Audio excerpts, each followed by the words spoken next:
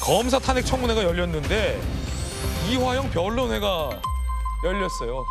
아니 1심에서 징역 9년이 넘는 징역을 받은 범죄자를 불러서 제1거대 야당이 변론회를 열어줬다라는 많은 언론들의 비판이 쏟아지고 있는 대목입니다.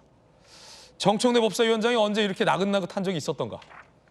이런 조롱 섞인 비판도 여당 내에서 나오고 있습니다. 1심에서 유죄를 선고받고 복역 중인 이화영 씨를 민주당이 증인으로 불렀습니다. 그러면서 이른바 연어 술판 근거 없는 내용들의 밑자락을 제1 정당이 깔아줬다라는 비판이 나옵니다. 들어보시죠. 1313호 소위 말한 연어 파티가 있었다고 본인이 그림까지 그래서 했었죠. 그 사실에 대해서 좀 말씀해 주세요. 김성태 씨가 체포되어서 한국에 들어오면서부터 사건의 본질이 완전히 바뀌어 버렸습니다. 그 과정에서 다른 사람은 끼어들지 마세요. 그 과정에서 경고합니다. 경고하세요. 그 과정에서 1차 경고합니다. 검찰의 송석준, 유상범 1차 경고합니다. 지속적이고 의사진행 방해하지 마세요. 145조 1항에서 경고합니다. 검찰의 자, 지속적이고 강압적인 네, 말씀하세요. 회유와 압박이 계속되어졌습니다. 사건 관계자들 저를 포함해서 김성태 씨, 박용철 씨, 안부수 또 그밖에 쌍방울의 그 회사 직원들 수명 이들이 거의 2달 정도 1313호실 바로 앞에 있는 창고라고 쓰여져 있는 공간에서 대질이라는 명분하에 진술을 어떻게 같이 할 것인가를 지속적으로 맞추었고 그럼에도 불구하고 이것이 워낙 허구의 사실이기 때문에 그 조서는 서로의 얘기가 다 틀립니다. 그럼 다시 또 불러갖고 또 다시 또 맞추고 이런 과정에서 수감되어져 있는 저희들에게 이를테면은 김성태 씨가 오늘은 뭐 갈비탕을 먹고 싶다 그러면 갈비탕이 제공되어지고 짜장면이 먹고 싶다면 짜장면이 제공시켜지고 연어가 먹고 싶다 그러면 연어가 제공되어지고 연어 술판을 벌이며 검찰이 이화영 씨를 회유 압박했다. 민주당에서 이런 의혹을 제기했지만 이 의혹을 입증할 만한 증거 하나 제시하지 못했는데 여기에 갈비탕하고 짜장까지 추가가 됐습니다. 하지만 이 이화영 씨의 이 같은 주장들 1심 재판부는 단호하게 채택하지 않았습니다. 함께 보시죠. 이런 얘기들 이제는 뭐 식상하죠. 1심을 앞두고 막판에 이화영 씨가 이런 주장을 했었고 민주당에서는 이 검찰이 증거를 조작하고 있다라며 문제를 삼았습니다만 1심 재판부는 범행 일체를 부인하고 비합리적인 변명으로 일관하고 있다. 합리적이지 않다는 거예요. 비합리적인 이상한 소리를 하고 있다는 거. 일축을 했습니다. 엄한 처벌이 불가피하다. 엄한 처벌. 징역 9년 6개월이 선고됐는데 이 재판부가 비합리적인 변명으로 일관한다라는 그 연어 술파티 내용을 9년 6개월이나 유죄를 선고받은 범죄자를 국회로 불러서 갈비탕하고 짜장 얘기까지 듣고 있었던 겁니다. 안영환 의원님, 저도 뭐 정치권 오래 취재했지만 그래 정치권의 일종의 어떤 금도라는 것이 있었는데 이런 장면은 전 처음 봤어요. 어떻게 보셨습니까? 없지요. 현재 수감 중인 피의자를 불러다 청문회 하는 것도 말이 안 되고요. 사실 저건 위법입니다. 현재 이제 청문회는 국정조사법에 근거해서 그걸 바탕으로 해서 진행이 됩니다. 그런데 국정감사죠. 국정감사법에는 재판 중이거나 수사 중인 피의자를 내세워서 형사소추에 영향을 미치지는 못하도록 그렇게 규정이 되어 있습니다. 그런데 지금 좀 영향을 미칠 소지가 굉장히 강하거든요. 그렇다면은 이화영 피고인이죠. 피의자를 지금 청문회에 불러서 마치 변론장을 만들어 준 것 같은 그런 있을 수가 없는 일입니다.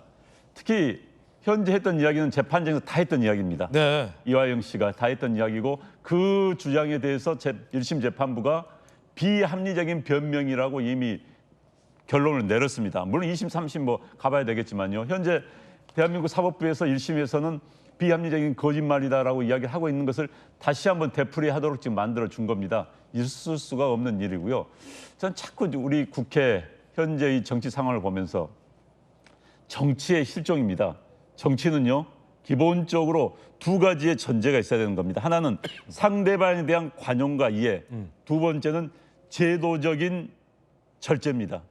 지금 자기가 권한을 가지고 있다 해서 특히 제1당이고 압도적인 다수당이라 해서 국회를 마음대로 해서는 안 되는 겁니다. 제도적인 절제. 전 대통령도 마찬가지예요. 대통령이 사면권이 있다고 해서 마음대로 누구나 친한 사람이고 뭐 사면일 수는 없는 겁니다. 그 다 절제를 하는 거예요. 나한테 권한이 있다 하더라도 절제를 하는 것이 민주주의의 기본 근거를 이루는 겁니다. 그런데 지금 우리는 그게 이루어지지 않고 있는 거예요. 내가 권한이 있다 해서 탄핵이 대표적인 게 지금 저게 검사에 대한 탄핵 청문회 아닙니까? 대한민국 역사상 법적으로는 국회에 탄핵권이 있습니다. 그렇음에도 불구하고 검사 판사에 대해서는 탄핵을 해오지 않았습니다. 그런데 그게 무너진 거예요.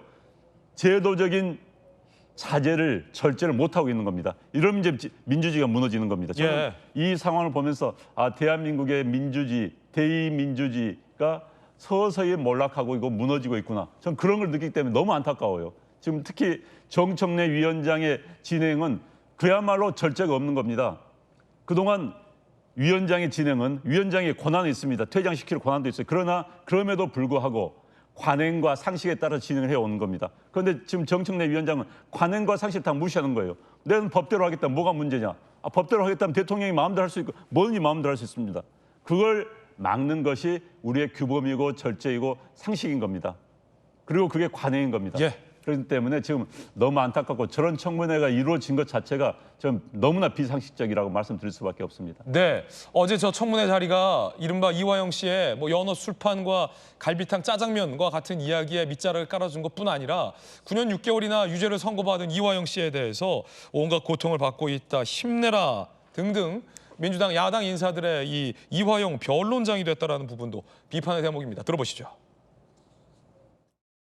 이화영 전 부지사를 자그마치 111번을 검찰청으로 불러낸 검사들은 나오지 않고 온갖 고통을 받고 있는 이화영이라고 하는 분이 나왔으니 세상이 거꾸로 돼도 거꾸로 된 거 아닙니까? 이화영 증인 많이 힘드시죠? 힘내시기 바랍니다. 이화영 증인 들으면서 좀 답답한 내용이 있지 않았어요? 다들 조용히 하세요. 조용히 하시라고요. 의사진행을 위원장이 합니다. 본인이 해명하거나 답할 부분도 있을 것으로 보여요. 그 부분을 얘기해 주세요. 자, 김유정 의원님 아직 뭐 1심 결과긴 합니다만 30 판결까지 받아야지만 38개 안 났다고 1심 판결이 의미 없는 것은 아니잖아요. 최소한 어떤 국회에서의 어떤 절제와 사법 판단에 대한 존중도 있어야 되는데 9년 6개월 유죄받은 사람한테 온갖 고통을 받고 있다, 힘내라 라고 하는 것이 과연 이게 적절한 행동이냐와 관련해서 국민들 보시기에 어떻게 보십니까? 뭐 동료들이 생각하기에 각자 개인적인 감정이 있을 수 있으니까요. 그거는 뭐 그것대로 존중합니다. 뭐 다 동의할 수 있는 건 아니지만 그래도 이화영 전 부지사가 어쨌거나 본인의 억울함 굉장히 호소를 하고 있기 때문에 회유 협박에 의해서 잘못 진술한 것을 내가 마음 고쳐먹고 제대로 진술했다 이거 아닙니까 한마디로. 그러니까 뭐 그건 그대로 본인의 만약에 진정성 있게 저렇게 억울해한다면 뭐 이해할 수 있는 측면이 있습니다. 다만 이제 국민들이 이 상황을 객관적으로 바라보실 때 사실 박상용 검사에 대한 이 탄핵 그 청문회였잖아요. 그런데 당사자 없이 이제 이화영 전 부지사만 나와서 사실 법정 진술하고 달라진 내용도 없고 특별히 새로운 어떤 사실이 추가적으로 어제 청문회에서 나오지는 않았거든요. 이제 그런 점에서 과연 이 청문회가 크게 의미가 있었을까? 그냥 국민을 향한 어떤 여론전 외에 어떤 특별한 의미가 있었을까? 왜냐하면 당사자인 박 검사가 나오지 않았기 때문에 아마 이제 이런 시각으로 바라보는 분들 계셨을 것 같고요.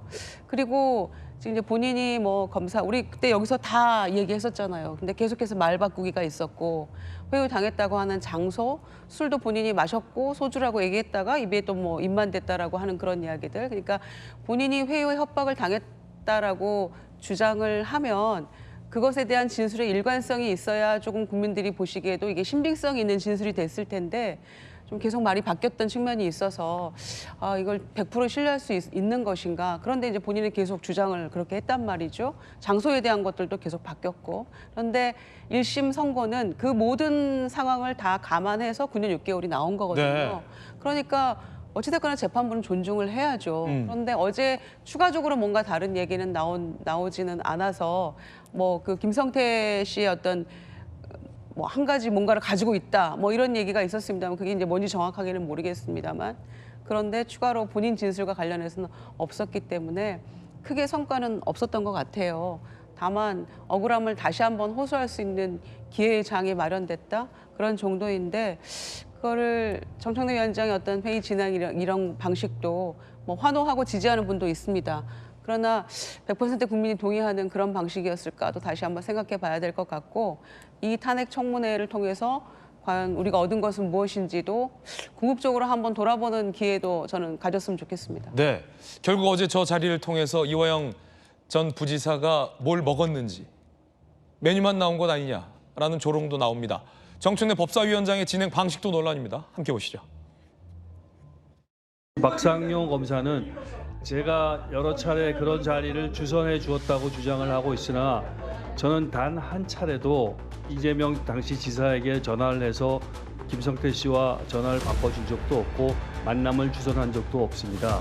오늘 유독 이화영 증인이 발언을 하려고 그러면 앞으로 곽규택 의원은 의사진행 발언에 대해서 계속 끼어들고 방해하기 때문에 오늘 발언권을 중지합니다. 준비가 안 됐는데. 자, 김영민 의원님 신문해 주세요.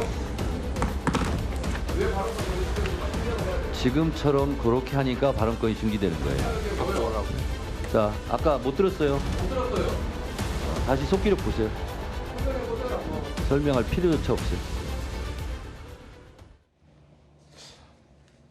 그 법사위원장이 전지전능하네요, 성춘 부의장님. 이화영 부지사의 아까 의사 발언을 그 법사위원장께서 좀 방해하는 측면도 있어 보이는 영상도 나왔는데 발언권, 여당 의원의 발언권은 중지하고 야당 의원들의 의사 발언은 독려하고 거기서 나온 것이 뭐 힘내라. 이화영 씨 입에서는 뭐 근거를 대지 못한 여러 가지 회유 의혹들만 나왔는데 전반적으로 어떻게 평가하십니까? 뭐 저 장면 이외에도 지금 어제 그 청문회 자리 자체가 매우 뭐 우리가 이번 22대 국회 법사위에서 많이 봐왔던 고성이 오가고 서로 발언을 막고 뭐 하는 장면들이 연출이 된 걸로 보이는데 근데 그런 건 있습니다. 뭐 정청래 위원장 입장에서는 저 자리가 청문회 아니었습니까? 그러니까 나와 있는 증인들의 발언을 들어야 되는 것 아니냐라는 뭐 명분은 있을 것 같아요. 그런데 전 늘 말하는 게 그러면은 그 증인에게도 발언 기회를 주면 곽규택 의원에게 최대한 뭔가 발언권 중지보다는 이후에 발언하라, 이 바로 끝나고 발언 기회를 주겠다라고 하면서 좀 설득을 하는 게 좋지 않았을까라는 아쉬움은 있습니다만. 그런 건 있습니다. 만약에 어제 이화영 전 부지사가 결국 나왔으니 그러면 국민의힘 의원들에서 계속 주장하고 있는 것은 이화영 전 부지사는 거짓말쟁이다 이거 아닙니까? 그러면 이화영 전 부지사가 나왔으니 어떤 부분에서 거짓말쟁이인지를 아니면은 이화영 부지사가 계속 거부하고 있는 내용들을 설득한다든가 국민들 보시기에 답을 잘 못하네라는 장면을 연출하면 국민의힘 의원들은 충분히 어제 청문회에서 소득을 얻을 수 있는 것이거든요. 저는 그래서 어제 그 국민의힘 주진우 의원이 그 사실 지금 얼마 전에 언론에서 공개가 돼가지고 제가 봤을 때 이화영 전 부지사의 재판에 그 다음 이 항소심에 스모킹 건 내지는 아니면 주요 자료로 활용될 수 있다고 보는 게 작년 7월 12일에 이화영 전 부지사가 당시 변호인과 그 접견한 그 내용의 녹취록이거든요. 주진호 의원이 그걸 일부를 틀었습니다. 일부를 틀면서 질의를 했고 그 일부 튼 녹취록만 들었을 때는 저는 국민의힘 의원들이 충분히 그거 갖고 이화영 전 부지사를 뭔가 공격할 만한 지적할 만한 내용들이 있었다고 보거든요. 근데 바로 이화영 전 부지사가 일부만 얘기하지 말고 전체를 보자라고 얘기하면서 국민의힘 의원들에게도 그 전체 녹취록이 배부된 걸로 알고 있어요.